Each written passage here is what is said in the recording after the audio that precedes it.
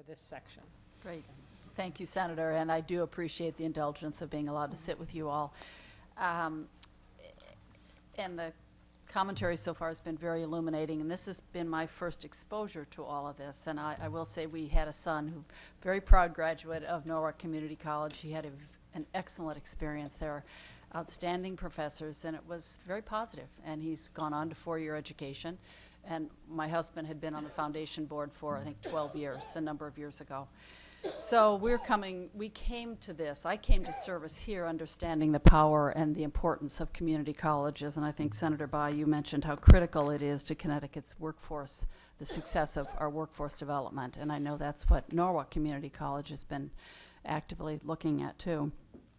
I have a lot of questions, but I won't do it today. What I'd like to request is that you have a public hearing down in Norwalk so that people an informational hearing followed by public comment, because we don't know that much about that. I mean, I have just started to hear about this, and I'm serving up here.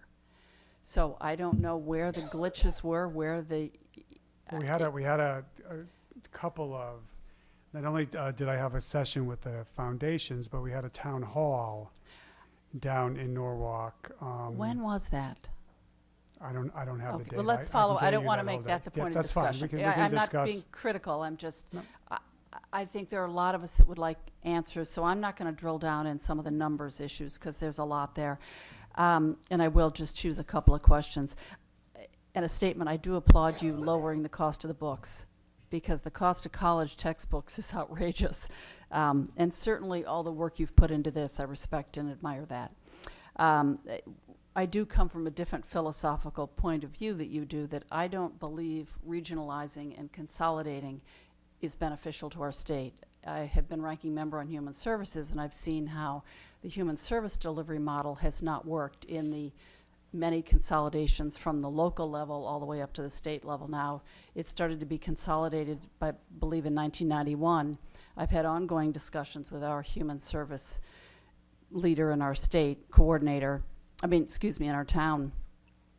And it's not effective, it's not efficient. So that's my general concern, is when you go to this big top-down structure, you lose that autonomy, you lose that grassroots investment, you lose that individual voice that creates such a rich experience in that local level.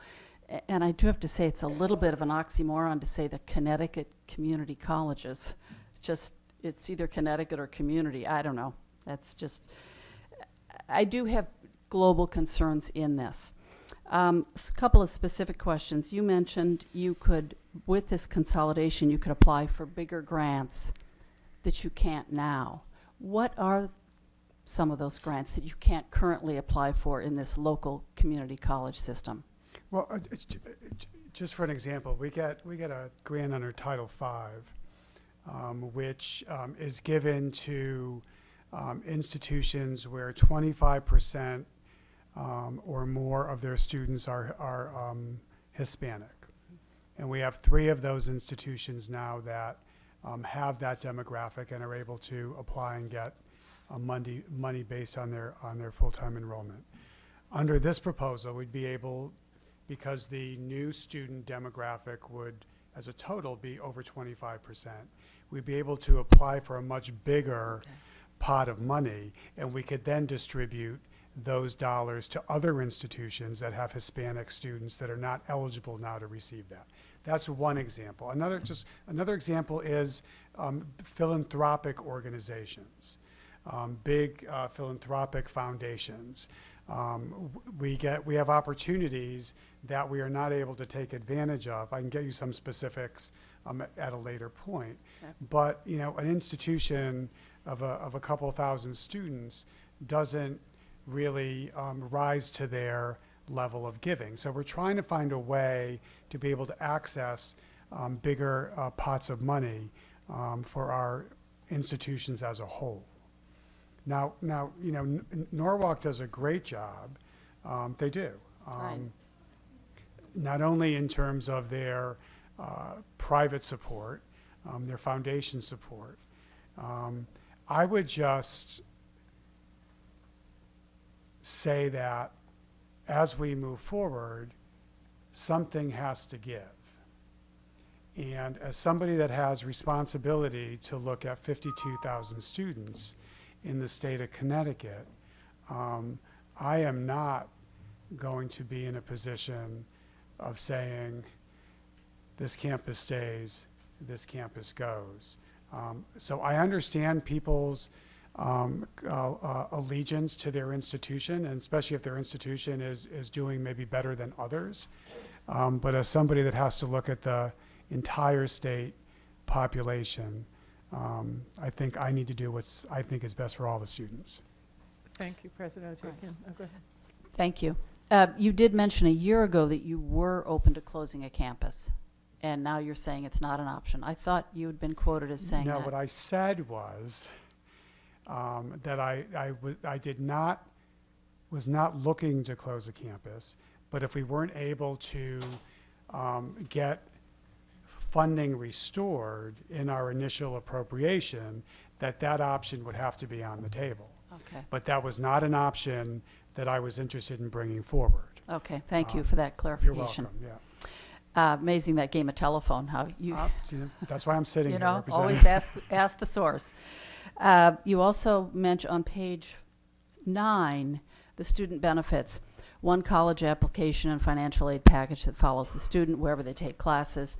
And the next bullet point is consistent academic assessment and placement for students.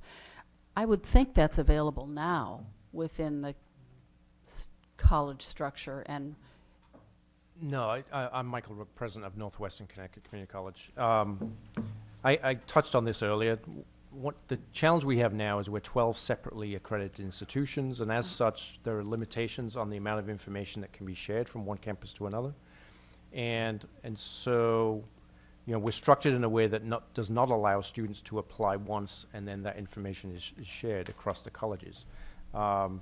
With this model becoming one institution, we can now do that. Similarly with financial aid. Financial aid, we have 12 separate agreements with the federal government. And until we're a singly accredited institution, we cannot have a single agreement with the federal government and thereby move the financial aid dollars from one institution to another. So it's our structure that is preventing us from moving in that direction. can we put something in statute that would remedy that?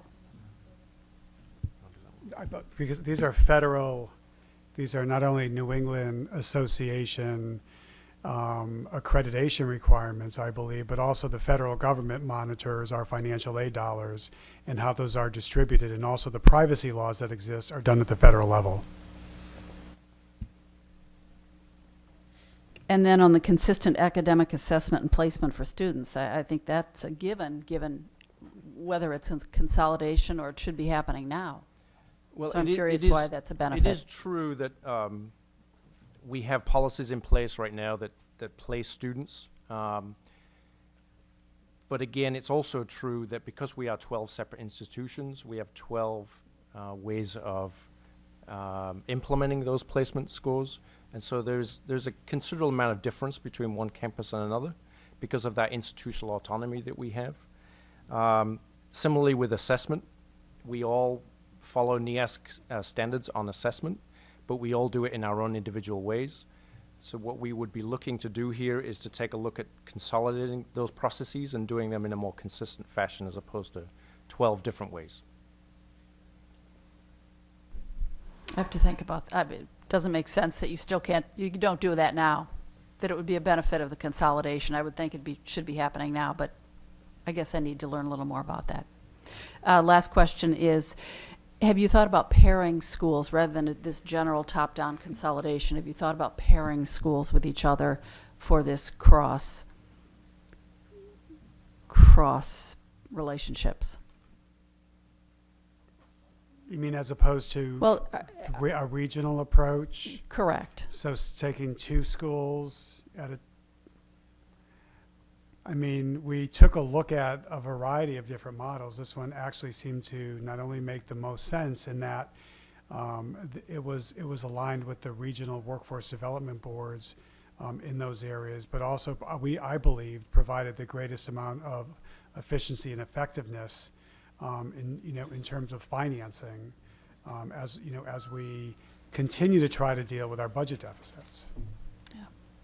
Okay. I do have a number of other questions, especially about CBAC and the finances, but I will defer that for another time, and I very much appreciate the Thank you. opportunity to ask questions, and thank you for your No, work. Thank you. And Senator, just